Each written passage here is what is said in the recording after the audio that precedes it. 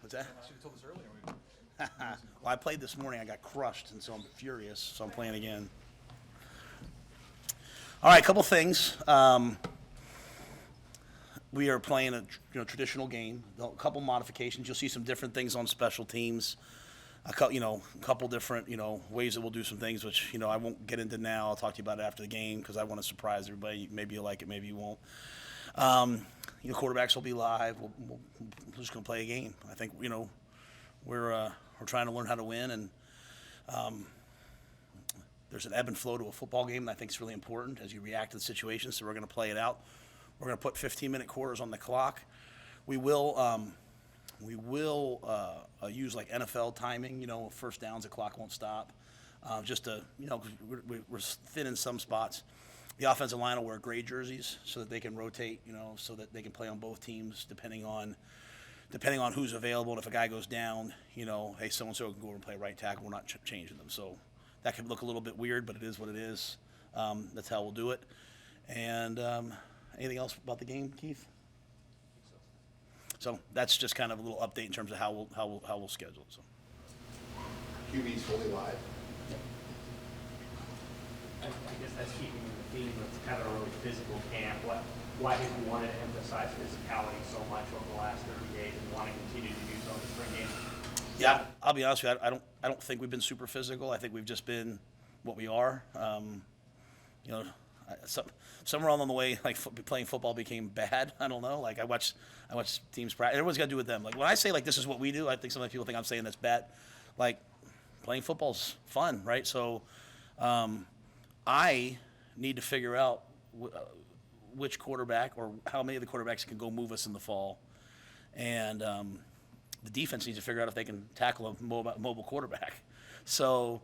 Our guys are pretty good. Like Cam Lenhart came free the other day in a deal, and he got to the quarterback and stopped. In the last scrimmage, Quentin Newsome came on a corner blitz and knew he had him, and Quentin just kind of like stopped. I looked at him like, "Thank you, buddy."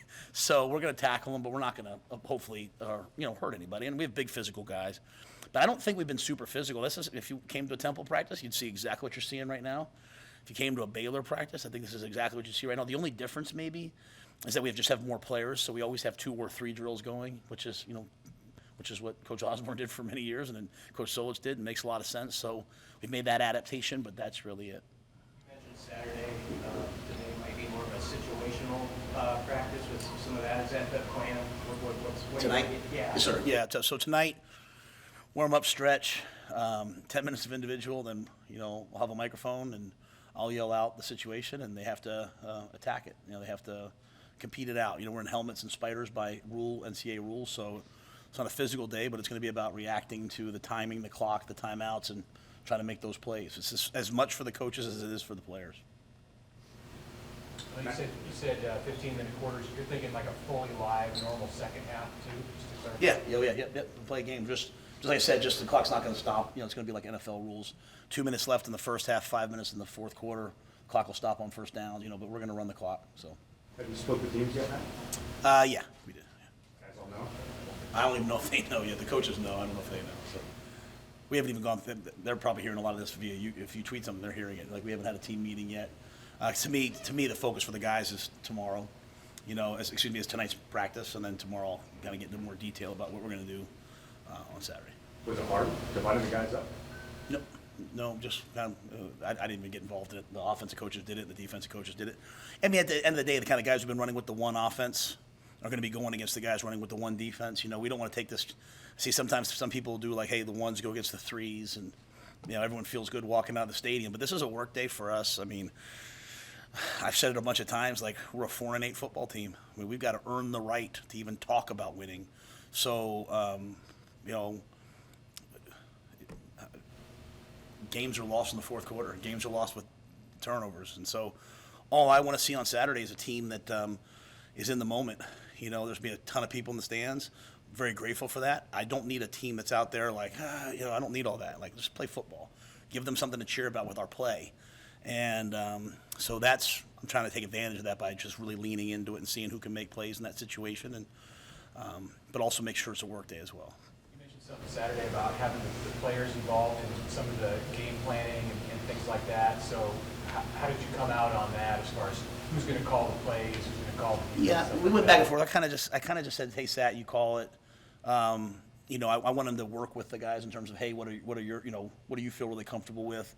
But, what we're not going to do, a lot of times coaches will say, like, hey, we're going to keep it vanilla, especially when you're first time. We're not doing that. We're going to run our plays. We're going to run our plays on offense and defense. I see no. I certainly can understand, like, hey, maybe we could surprise Minnesota with something, but we got to get good at playing football. So we're going to go play and do what we do and see who plays well. Other than the people that we know won't play, are there any other players that are going to be out in the game who's not playing? That's a great question. Pretty much everyone that's been out. I can't think. Like Ben Scott came back and practiced the other day. A.J. Allen's full again. No one's going to be held, if that's what you're asking. But like, if anybody got banged up tonight, like Elijah Judy and Herbeck, had ankles. They're going to try to go tonight. So I'm hoping they can go Saturday. Noah Pulla-Gates, tweaked something the other day. I'm hoping he can go on Saturday. But we're not going to hold anybody. Everyone's going to play. You mentioned Saturday the defense was maybe playing a little bit faster. Could you speak on how Tony White has kind of worked through this spring as you move guys around, but he's also installing, and just how it's evolved? Yeah, I can probably be hard to work for sometimes in terms of, hey, I want to do this today, guys, and Tony's been really adaptable to that, which I really appreciate. A lot of times coaches are kind of very set and, hey, this is how I've always done it, and Tony's just kept adapting to everything that we're doing. I like to try players at different positions to see what their best chance of helping themselves is. I think our guys are playing pretty fast. I think they appreciate when you move them. It tells them that you care enough to help get them on the field. But I think Tony has a really good system that makes a lot of sense. And he's not making it about his play calls or his preferences. He's trying to get the best players in the best positions. And, we want to rotate guys on defense. We don't want to play just 11 guys. We want to rotate. It's a long season. The games are long. As I said, games are won and lost in the fourth quarter. So we're trying to build depth and have a lot of competition. I think Tony's done a really nice job at that. Sometimes it's different than performing, where do you guys kind of have? Gift's been playing at the safety positions.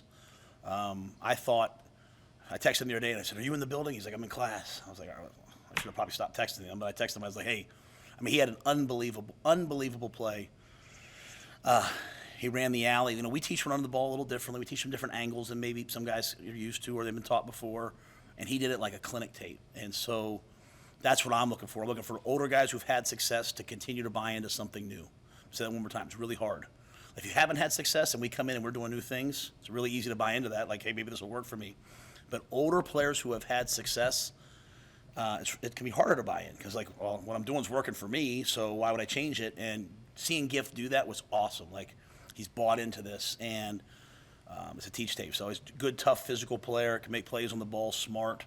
But I love the fact that he's buying into, not the overall program, but just these specifics of how we want to play safety.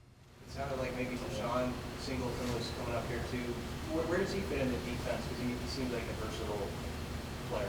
Yeah, he's playing the safeties. To me, when you have 2 or 3 safeties on the field, I think that you should be able to play them all. Deshaun's made a great pick in the red zone last practice. So he showed some ball skills. I think he's a player with a lot of potential. He's got a really good future ahead of him.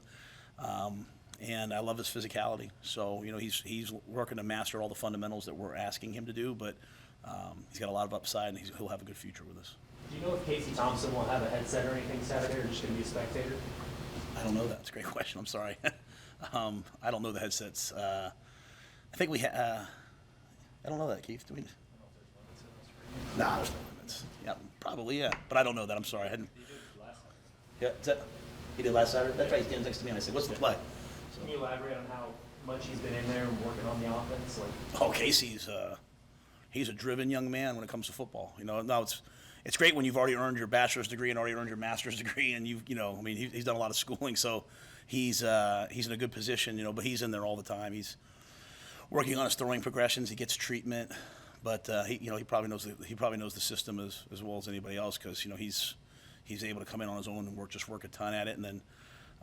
Situationally out on the field, when the scrimmages, I've always had the quarterbacks out next to me, A, so I get the play from them, and then B, I could always just talk about the situations. Sat's going to call the plays, but, I want to make sure our guys understand how I see the game in terms of the game model and the game theory. Mark, Bears? What will Saturday mean for you just to be in front of that many Husker fans in that setting? So I'm going to make sure how I say this comes across right. I'm very, very cognizant of the guys. Like, I can't stand that, we have a spring poster, my face is on it. Like, everything I do is about the players. So I'm excited for the fans to see our players and how hard our guys have worked. Because, as I said once before, it is so hard to buy in to a new coach. I'll just say this for me, for my kids are coming into town, my wife's going to be in town. I just have such a spirit of gratitude because, what I went through the last couple of years was really hard, right? And I'm grateful to have gone through it. I would not be the person and the coach I am if I hadn't gone through what I went through in Carolina and for Nebraska and for Trev, but also just like all the people that I meet. I'm just very, very grateful to be in this position and to be here. So I only hope that my work honors the people that come. And I only hope that the players, but after that, I'll just say this. I don't want a bunch of players looking around taking the moment in too long. We got to get good at football. And what I know is the fans are going to show up next year no matter what. And that scares me. Like, that drives me because I'm like, I want to do my part. They're going to do their part. The fans have been doing their part here for a long time. So I started off the spring by saying thank you for that, but I want to do my part, and I want our team to do our part. Like, I want to make people excited about the way that we play. So that's why I'm not going to go out there on Saturday and run 3 plays, 3 offenses and 2 defense. I did that at Temple, I did it at Baylor, but I think in the position we're in right now, I want to go out there and I want to stress our guys too. I want our guys, like, one play call comes in, then another play, can they execute it? And so it's really long, but I just want to make sure I express my gratitude to Nebraska fans, the students, people. Like, people could not have been any more welcoming to my family and I. I'm grateful to these players. I'm grateful to the leadership here, and so I hope Saturday is a great, great day for everybody. And I remember my first game at Temple. We went to Notre Dame, and I remember someone telling me, like, "Hey, look up there and look at Touchdown Jesus and really take the moment in." I looked up, and you can't see Touchdown Jesus anymore because they built an addition, and I was like, wow, this is really special. And then we got our face kicked in, and so I was like, all right, Matt, just get to work. So I'm hoping our guys get to work, but I do want to make sure I thank the fans for coming on Saturday. And I'll be honest with you, the biggest thing I'm looking forward to, and I'm talking way too long, so I'll shut up here. The biggest thing I'm looking forward to is seeing Coach Solich honored. I'm really excited about that because to think that I'm a head coach at the same place as Tom Osborne and Frank Solich and Bob Devaney and all the people who've come since, that's a real honor to be a part of that. So I'm excited to see Coach, and hopefully he likes the football that we play. All right, guys. Thanks.